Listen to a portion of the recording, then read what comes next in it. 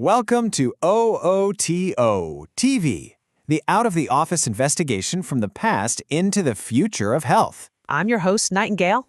And I'm your co-host, Pasture. This time we're discussing something that is just, well, it's absolutely fascinating. Antiparasitic, repurposed drugs and herbs. Benefits for overall health as antiviral and anti-cancer. Pasture, we are diving into a story that literally connects the oldest traditions of healing with the absolute cutting edge of modern science. It's this wild idea that remedies used for centuries to fight off parasites might just hold the key to treating some of our most feared diseases today. That's exactly right, Nightingale. And for this investigation, we've basically drawn up a treasure map for everyone listening. We're going to start where it all began, deep in nature's ancient pharmacy. Then, we'll shine a spotlight on the treasure itself, the alkaloids, these incredible molecules doing all the heavy lifting. From there, we're jumping right into the present day, with a story you've definitely heard about, the modern ivermectin controversy. But we're going to push past the noise and look at the deeper scientific case. And then, my favorite part, the mitochondrial connection, which could explain how this all actually works. Finally, we'll piece it all together and look toward the future of repurposed medicine. This is going to be quite a journey. All right, let's kick things off with a simple truth that's so easy to forget in our world of high-tech medicine. For almost all of human history, nature was our only pharmacy. I mean, think about that. It's just an incredible legacy.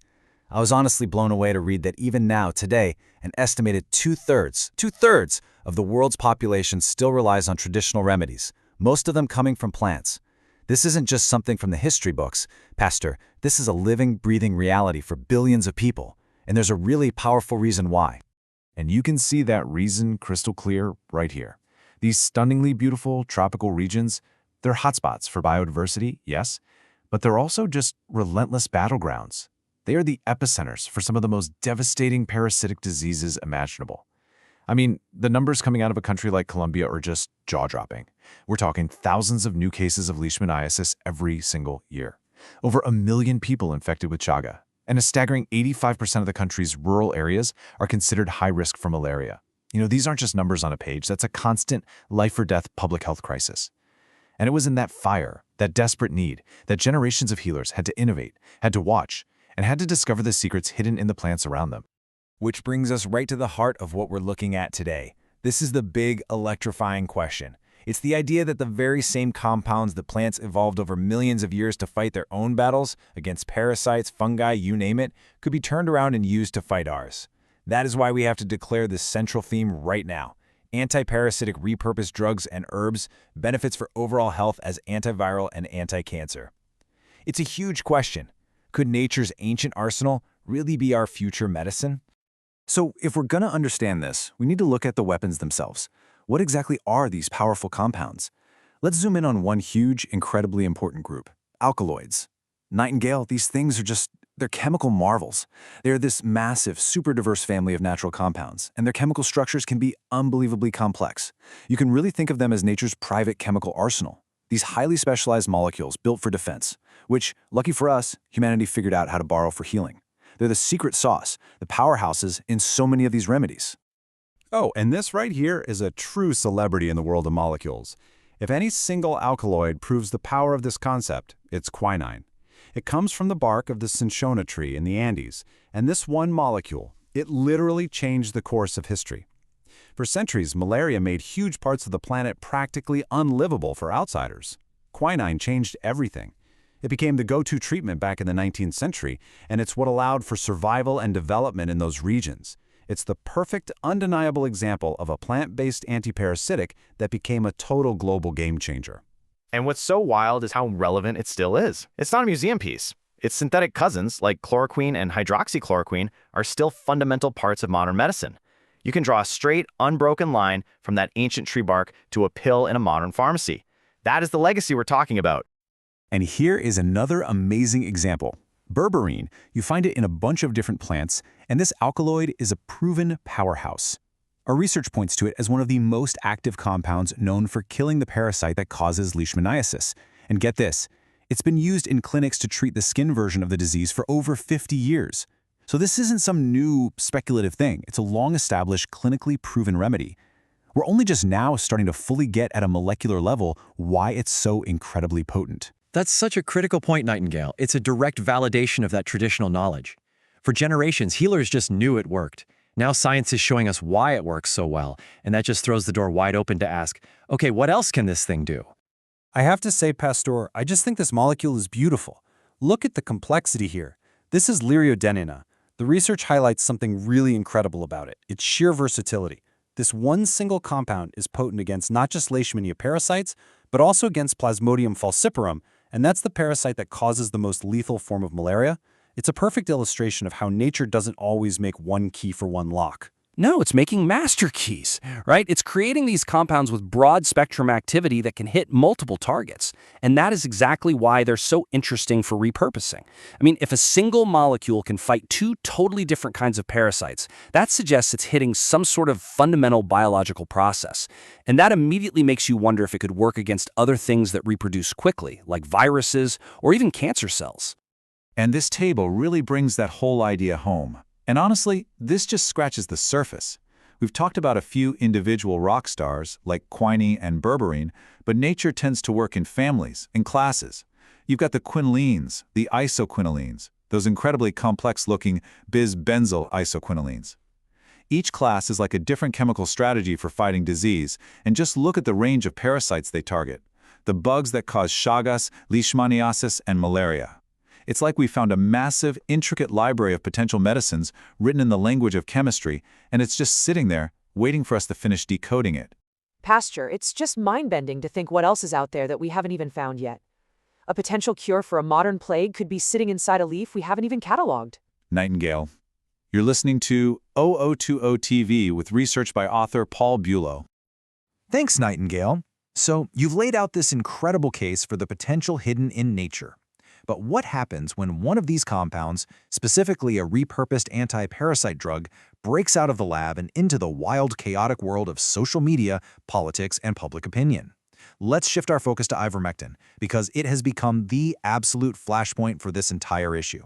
It's a complex, fascinating, and, let's be honest, a deeply polarizing story that really shows how bumpy the road from the lab to the patient can be. And boy, if you spend just a few minutes looking into this online, you will find these stories everywhere. The KFF source we looked at does a great job of highlighting the raw power of these personal testimonials. You have people claiming that ivermectin, an antiparasitic drug for both people and animals, is a miracle cure for everything under the sun, from COVID-19 to late-stage cancer. And these are compelling, deeply emotional stories from people who are 100% convinced it saved their life. And you can absolutely understand why a patient, especially one who's been told there are no other options, would be drawn to that kind of hope. It's a powerful, powerful pull. But then you have the complete other side of the coin, and it is a stark, serious warning. This is the official position from the U.S. Food and Drug Administration, the FDA, and they could not be clearer. Ivermectin is not approved for treating or preventing cancer.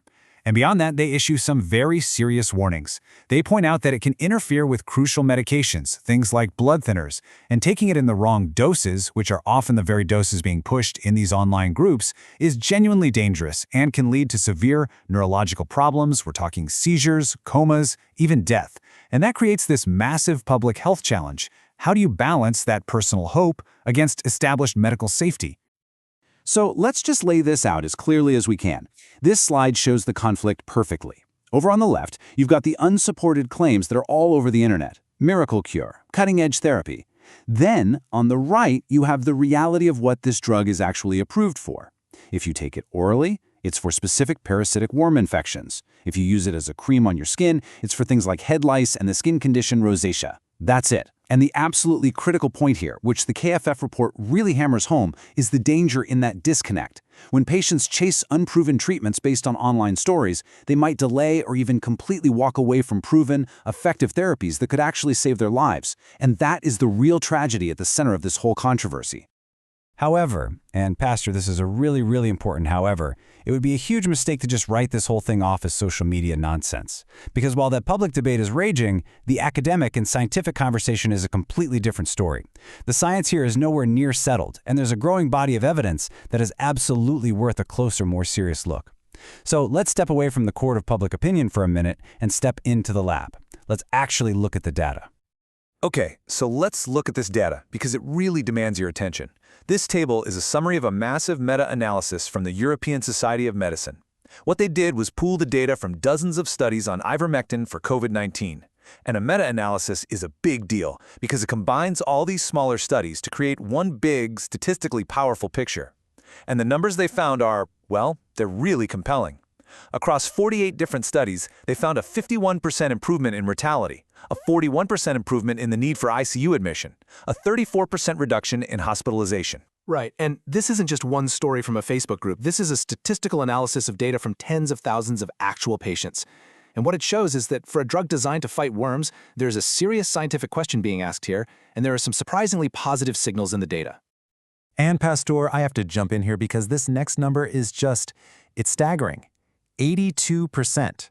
According to that very same analysis, that is the improvement in protection against disease when ivermectin was used as a prophylactic, which means to prevent someone from getting sick in the first place. That was across 17 different studies. The paper even notes that none of the prophylactic studies failed to show a positive effect. Whatever the final verdict on this drug is, that is a powerful, consistent signal in the data that science simply cannot ignore. It begs for more investigation. Absolutely, Nightingale. And that powerful signal in the data brings us full circle, right back to our central theme. This is a perfect real-world example of what we're talking about. So we have to state this clearly. This is about targeting anti-parasitic, repurposed drugs and herbs, benefits for overall health as antiviral and anti-cancer. What we are seeing is a drug that was designed to fight parasites, showing a strong statistical signal that it can also fight a virus. So the next logical and frankly revolutionary question is, could it also work against something like cancer? To even start to answer that, we have to go much deeper, all the way down to the cellular level. Okay, so how on earth could a drug for parasites possibly fight cancer? The theory, and this comes from the research in Frontiers in Pharmacology, is both elegant and absolutely fascinating. It all has to do with the most fundamental thing our cells do: generate energy. To understand the potential here, we have to talk about the little powerhouses inside our cells called the mitochondria. And it turns out that the mitochondria in a lot of cancer cells work very differently than the ones in our healthy cells. And that difference? That might just be their critical vulnerability, their Achilles heel. Let's start with this key definition. Our healthy cells get most of their energy through this super efficient process in the mitochondria called oxidative phosphorylation, or OXPHOS for short. You can think of it as the cell's main engine, a clean-burning jet engine, cranking out ATP, which is the energy cache that powers everything a cell needs to do. But here's the key insight from the research. Many cancer cells have a totally rewired, dysfunctional metabolism. They become incredibly dependent on this mitochondrial engine, and that abnormal reliance might be the very thing we can exploit to take them out. A critical weakness, just waiting for the right weapon. You're listening to OTOTO with research by author Paul Bulow. So this slide lays out the potential kill mechanism. And it's brilliant. It's like a 5-step sabotage mission. First, the drug slips inside the cancer cell. Second, it homes in specifically on the mitochondria. Third, and this is the knockout punch, it shuts down that OXPHOS energy-making process. The cell's power grid just goes dark. And that immediately causes a crisis, right? That's step 4. The cell starts producing these highly toxic molecules called reactive oxygen species, or ROS. They skyrocket. It's like the engines have seized up and are just belching toxic exhaust all over the inside of the cell. Exactly. The internal damage becomes catastrophic. And that leads to the final, fatal step. The cell triggers its own self-destruct sequence, which is called apoptosis. So the drug doesn't just poison the cell from the outside, it tricks the cancer cell into committing suicide. It's an incredibly elegant, targeted strike. And this brilliantly shows how it could all work. It's not magic, it's just pure biochemistry. When we talk about this, we are talking about a specific, plausible scientific mechanism. This is the whole goal of targeting antiparasitic, repurposed drugs and herbs, benefits for overall health as antiviral and anti-cancer. It's about finding and exploiting a fundamental weakness in metabolism that makes so many cancer cells different from our healthy cells. It's a precision strike on their energy supply, turning their own power source against them. That's it exactly. So let's pull all these threads together now. We've gone on quite a journey here, from the ancient use of alkaloids in the Amazon, through the modern-day firestorm of the ivermectin debate, and all the way down into the microscopic engine room of a cancer cell. It's a huge, complex story, Nightingale, but when you step back and look at the big picture, some really clear and powerful themes start to emerge. Okay, so let's boil it all down. First, and this is huge, nature is still this unbelievably rich and largely untapped pharmacy of powerful compounds. The alkaloids we looked at are just the beginning. Second, as we saw with ivermectin, when these compounds crash into the modern world, things get messy. You have this incredible tension between personal hope, official caution, and the scientific data that's still coming in. Third, there is a plausible, compelling scientific mechanism targeting those mitochondria that could explain why these anti-parasite drugs might also work against cancer. But, and this is probably the most critical point of all, potential is not the same as proof. We have to be really clear-eyed about the challenges. The research is very clear that toxicity can be a huge issue. Many of these potent natural compounds can also harm our healthy cells. The single biggest hurdle for all of these promising ideas is the absolute non-negotiable need for rigorous, expensive, well-designed clinical trials to prove they are both safe and effective in people. And that really brings our whole investigation right into focus.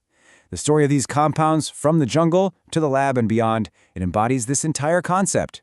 And so we have to declare it one last time as our powerful conclusion. Anti-parasitic, repurposed drugs and herbs, benefits for overall health as antiviral and anti-cancer. It's a hypothesis, it's a whole field of research, and it's a source of tremendous hope. All of it grounded in centuries of human wisdom, and now being explored with the most powerful tools of modern science. But we have to end on a really vital point of context. None of these potential treatments, if they pan out, are magic bullets. It's so important to understand this final statement. Targeting anti-parasitic repurposed drugs and herbs, benefits for overall health as antiviral and anti-cancer, requires you to have a health plan, diet, and daily eating and sleep routine and process to provide the desired gut microbiota result for health. Real well-being is holistic. It requires a solid foundation. These things, your diet, your sleep, your lifestyle, they create the right environment inside our bodies for health to flourish.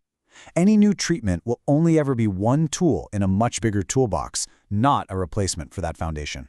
So we'll leave you with this final question to think about. We have all this incredible potential locked away in nature's pharmacy and in existing drugs. We also have a very urgent need for new treatments and an absolute duty to keep patients safe. So how do we strike the right balance? How can we create better systems to speed up the investigation of these promising leads while also making sure we uphold the highest standards of science? The answer to that question is really going to shape the future of medicine. For OTO TV, I'm Nightingale, and I'm Pasteur. Thanks for joining our investigation.